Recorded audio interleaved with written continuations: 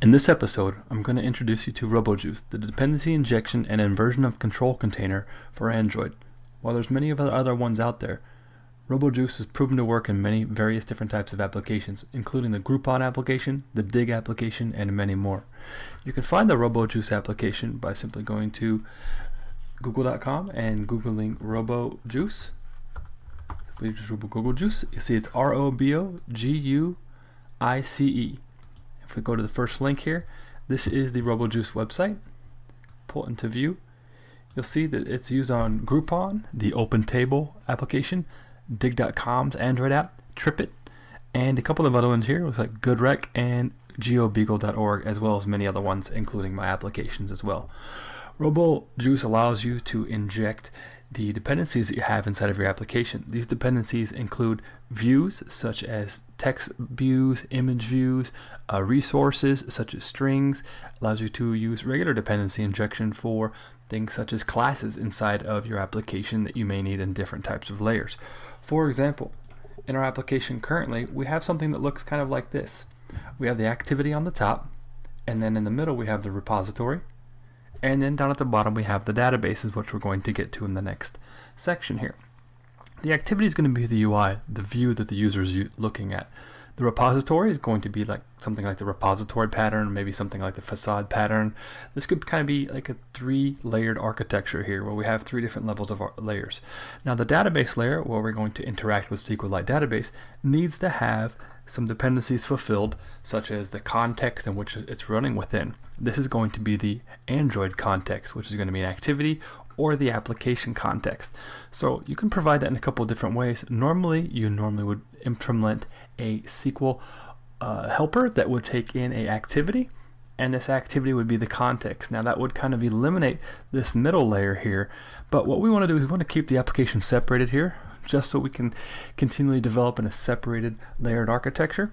So if we go back to the Eclipse project here, I've already downloaded the Roboguice binaries. Right now I am using the 1.1 snapshot. This is actually a local build that I've created after I've committed something back to the Roboguice project. 1.1 is currently in a nightly build process. 1.0 is the current released version. However, the Groupon app, according to the Google Groups, is running Roboguice 1.1, and there has not been any real issues with it, so I'm running the 1.1 version now. To use the exact same library that I'm using, get the code on the GitHub page for the Introduction to Android project, which you'll see here down at the bottom of the screen. We also include Juice 2.0 noAOP.jar. So noAOP stands for No Aspect Oriented Programming. So there's no AOP components inside of Juice. Now, Juice is Google's dependency injection framework for Java. And so the no AOP version is remove the aspect oriented programming parts of it out of there, because that will allow it to run on the Android platform. Now, building on top of that was built the Roboguice project, which built in the components for using dependency injection for Android. Now that lets us do certain things like injecting views and resources. And if we look back at the page itself, we can go to the Getting Started simple example here on the Getting Started page, and we'll see that we have a kind of like the traditional way that you would set up a Android activity, where you're going to have the text view, image view at the top, and maybe your strings, and then once you're inside of the onCreate method, you'd go get the text view from the find view by ID. This is the same stuff that we've done in previous screencasts. And then you can go get the location manager from the system service. This asks the Android system to go get a service for you. Then you get the resources and the strings, and then you finally set it up. So you're doing a lot of plumbing to kind of get stuff built up. However, if you're using Roboguice, you just have to extend Juice activity, which is just a subclass of the activity class. And now you have a bunch of different things you can use here, like inject view, inject resource, and then just plain old inject, which will inject a class. And what we now have is a onCreate method, and the only thing that we have to do is say set text on the name view, and the name view is the text view. All these were injected from the view that was used previously. So Roboguice kind of helps clean up a lot of the clutter that's in there, helps us decouple a lot of things that we have, and provides a bunch of different functionality for us. And you can download the 1.0 binaries from the download Roboguice 1.0 link here, Or if you want to look at the current nightly releases, you could say open in new tab. And if we go down, you can see the URL up here. It says Roboguice 1.0. I'm just going to delete the 10 off the end. And you can see we have 1.0 snapshot, 05 snapshot, RC1 for 1.0. I'm going to go to 1.1, and you can see a bunch of builds that happen inside of here, and you can kind of look at the dates on them. The one that I'm using was recently built on the 19th of October 2010, so you can download that one from there. When Roboguice 1.1 comes out, I'll be moving to the full RTM version, or RTW, however they release it. Returning back to Eclipse, I've just taken these two dependencies that require Juice to run and dropped them in my libs folder. Now to add them to our project, what we have to do is right click, say build path, add to build path. That one's been added, and do the same thing for Roboguice, add to build path. So now in order to work with Roboguice to set up our TechPub application to allow it to use it, what we're going to need to do is make a few modifications to some of the code. We'll need to change the application class. Now, going to TechPub here, and we see that's the regular TechPub class there, and I don't know if we actually have a TechPub application yet. It doesn't look like we do. So we don't actually have an app class yet. So what we're going to do is, normally we could say something like this, extends application. And now this is the application. This is the Android application. This is kind of the whole entire parent app. This is the overarching application. It's kind of running everything. And we have a few things that we can override in here. And if we just did a control space, you could see some things that we could override inside of the application here. Wallpaper. If we just did at override, you can see that if we hit control space, there's bind service. There's a whole bunch of stuff we can override inside of the application here. And this is where you can store some application level state if you wanted to. So if you're switching between activities, you could put something into the application, and if you were inside the main activity, you can get that application by just calling get application. And that is we'll just kind of delete that out here and control space, and you can see in the autocomplete we have a get application, and that's going to return the application that owns the activity. Now there's only one application that's currently running, and that's the TechPub app. And so we could say application app equals get application, and then we would have the application, and we could work with it, and we could do app dot something like that. Now since it's the TechPub, we would actually say TechPub, because the application is the TechPub application that's running, and we could just say we could cast this to TechPub, and there we go. Now if we had some custom method inside of here, such as maybe get the productions, so we could say public list of public list of productions. You say get productions. You could store your productions up here in maybe a local variable, and you could have a set method, and then what could happen is, I'm going to say return null for now just so we can fulfill the compiler. Go back to main activity, you could say app.get productions, and there's the get production. I misspelled it, but you get the point here, is that you can actually store some application level state inside of the application. Now we're not going to do that in this instance because we'll be using a SQLite database, which kind of brings everything forward of why we need to use perhaps a dependency injection framework. First of all, it just decouples everything, so we follow the solid principles. And the solid principles state, if we pull it up and you can Google them, so you can say solid principles, and written usually both by one guy who's known as Uncle Bob.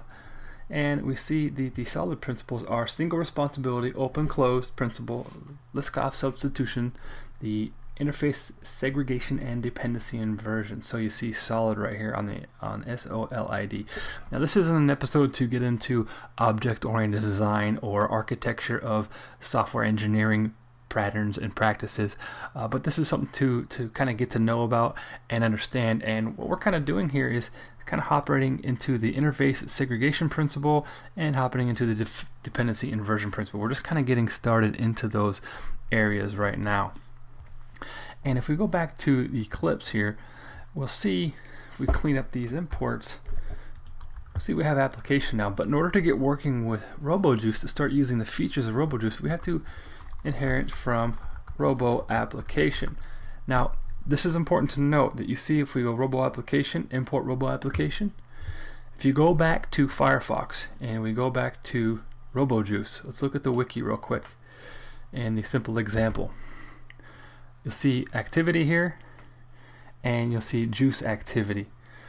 There is something important to note that between 1.0 and 1.1 there were some breaking changes that happened. The names of the activities and the applications changed. In 1.0 this would be called juice application. In 2.0 juice changed to Robo application. So now we have Robo application. So remember that if you're using 1.0 it's going to be juice application. 2.0 it's changed to 1.1 it's changed to Robo application. So now we have Robo application, and what this does now is it is a application that's based upon Roboguice. And what we need to do is we need to override one method in here, and that's add application modules. And what this is, it's got an extra override there, is it will add the modules that are going to kind of list out how the inversion of control container is going to be built up. And so we don't have anything in here right now. So let's go ahead and build our first application module. So we're going to create a new package. I'm going to put everything in an IOC package. So it's com.techpub.ioc. Now inside of here, we're going to create a module. I'm just create one that's called default module. And this one's we're going to inherit, the superclass is going to be abstract module. And that's from com.google.inject.abstract module. Finish that. And then we'll see that we have a configure call here. Now this is where we set up all of our configuration for Google Juice. And so what we would say, the perfect example being that inside of the main activity, what I would like to happen is I would like, instead of having to set up the TechPub API as I'm doing right here, I'd like it just to give me a TechPub API. And so what I can say here is I can provide an annotation here and say inject. And all I'm saying is here is inject a TechPub API for me. And looks like we're having a create annotation I TechPub API. For the next line here, there you go, import inject. So I wanted to inject the TechPub API, and what it will do is it'll build up the TechPub API. But if we remember, if we take a look at the Control-Shift-T, if we go to TechPub API, TechPub API has a dependency upon iProductionList mapper. Now we can start building these big dependency graphs of all the objects that are dependent on each other, but we're going to go ahead and let Roboguice take care of fulfilling those for us. So what we need to do is we need to build up a module to tell Roboguice how to build up its container, so to tell it where everything exists. And I'm going to say bind I TechPub API.class. So this is how we're defining. I want you to take the iTechPub API class and bind it. And it looks like we're missing a couple imports. Command Shift though. Bind it to, it's going to be a class, TechPub API.class. So now I'm saying is this is for our HTTP components. And I'm saying here is anytime someone asks for the TechPub API class, give them TechPub API. So that's what I'm saying here. Anytime they ask for the TechPub API interface, just give them the default implementation is TechPub API. Now I may have some mapper components as well. Now remember that the TechPub API, if we take a look, F3 to take a look at it, has a dependency right here, a dependency upon production list mapper. So production list mapper must be provided to TechPub API before we can use it. So let's go back to default module and let's create another bind statement. Bind I production list mapper, which is an interface, so it's class. Import that.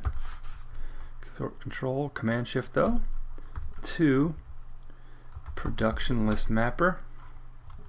class, and we should be good to go there. And now it's going to find both of those. So anytime TechPub API is created, it's going to need an instance of iProductionListMapper, and it's going to be given a ProductionListMapper instance. So this is how we're going to configure it up. If we go back to the TechPub class here, we need to add.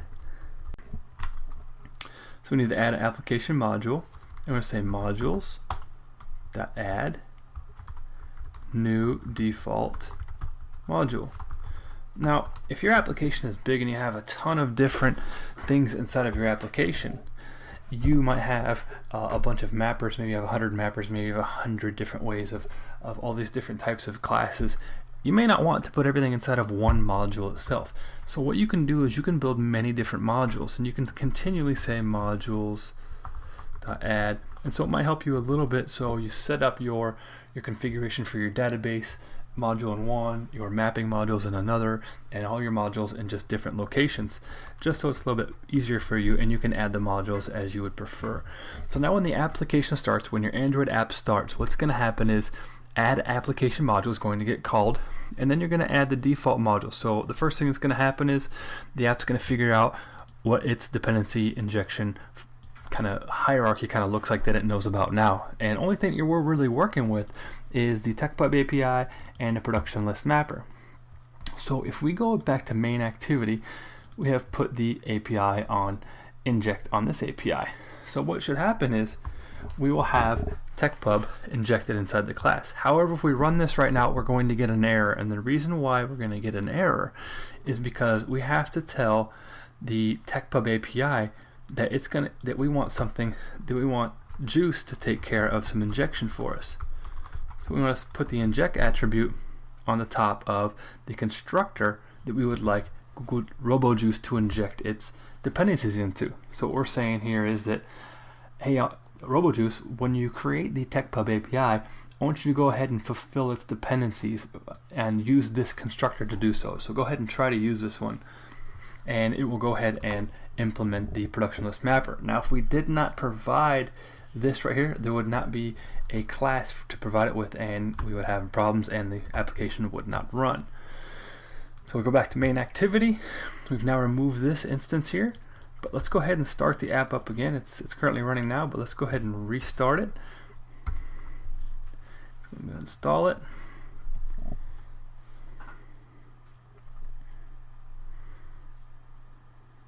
It's going to run.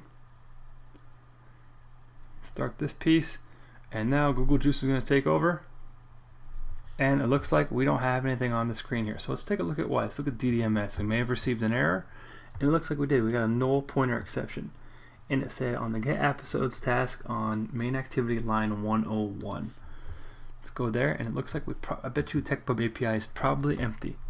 So I'm going to go to line 101, and it looks like null pointer because API was empty. So let's go ahead and check to see why API may be empty. And I can tell you already why API is going to be empty.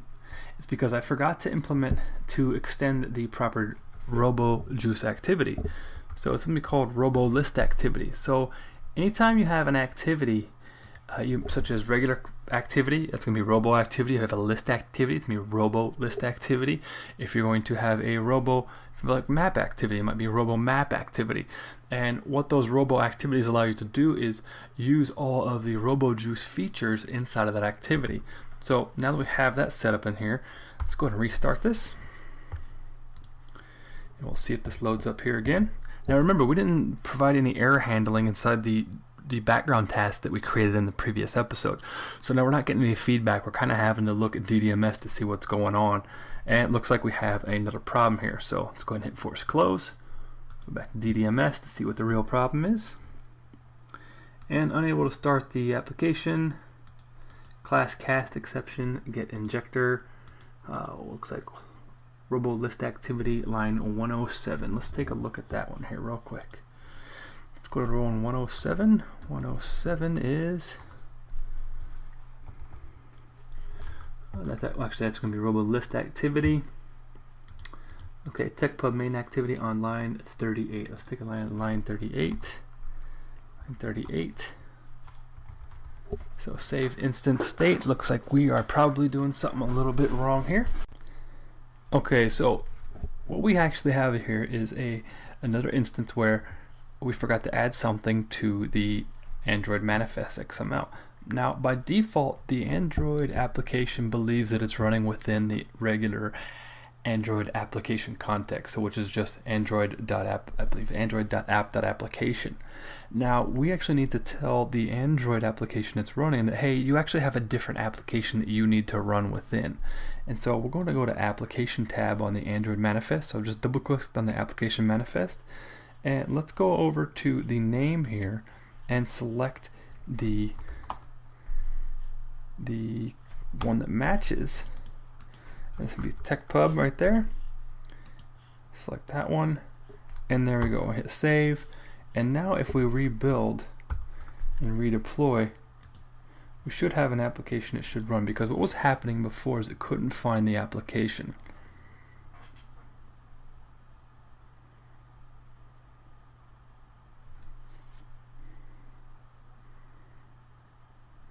So now the application is loading. It ran the background task. It's probably going up to the TechPub API, pulling down the data using the parser that we went through, and loading everything up accordingly. So let's see if it loads up, and there we go, everything loaded up. Now the main difference here is we have not provided this line of code here. So I never set up the API to do anything. So the API just kind of runs by itself now. And what that means is down below, I never had to tell main activity what its main dependency upon, where it's going to get its implementation of TechPub API. What happened was Roboguice inspected the RoboList activity called main activity and found that it needs a TechPub API. At that point in time, by looking at the default module, it said, hey, someone is requesting TechPub API. I'm going to go ahead and give it an instance of just regular TechPub API.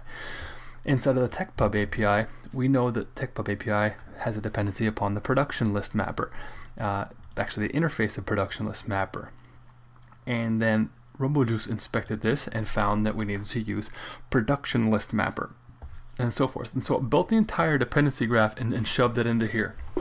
Now we can take this a little bit further as well and start injecting all of the text views that we may use inside here. We're going to go ahead and leave this where it is now, and we're going to continue to develop the application in future episodes. So in this episode, what we've done is taken Roboguice and included the 1.1 snapshot that was built about a week or so ago with some new updates, and included that along with the Juice 2.0 no AOP jar for no aspect-oriented programming, included that to our build path, updated the techpub.java to be the application file for the TechPub application, included that inside of our Android manifest, and then set up the application module to tell the inversion control container what its dependencies are and where to find them.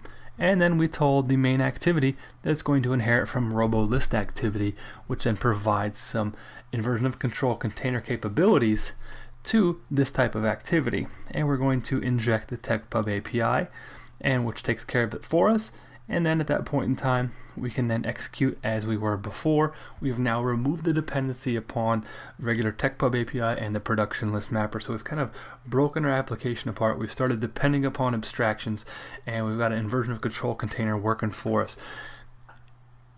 In the next episode, what I'm going to do is start building out the production repository. And the production repository will mean we're going to create the SQLite database that's going to store the productions when we first download the app. What we want to be able to do is have the user open the app for the first time, have them download all of the productions from the API, and we're going to store them locally in a SQLite database. What this will allow us to do is each subsequent time that the application is launched, the application will check for the presence of the SQLite database. If it exists, it will read from the SQLite database before it ever goes to the API again.